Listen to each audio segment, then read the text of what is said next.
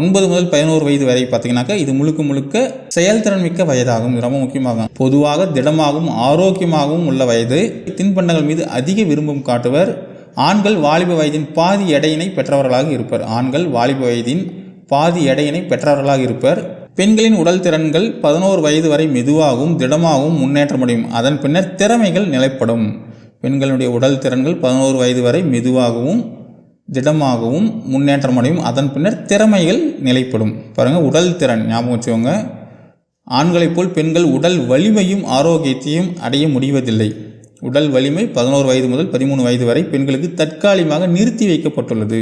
So உடல் வலிமை பார்த்திங்கன்னா 11 வயசுலேருந்து 13 வயசு வரைக்கும் பார்த்திங்கன்னா அந்த பெண்களுக்கு தற்காலிகமாக நிறுத்தி வைக்கப்பட்டுள்ளது. போட்டி விளையாட்டுகளில் அதிக ஆர்வம் காட்டுகின்றனர். உடல் செயல்பாடுக்கு பின்னர் எளிதில் சோர்வடைகின்றனர்.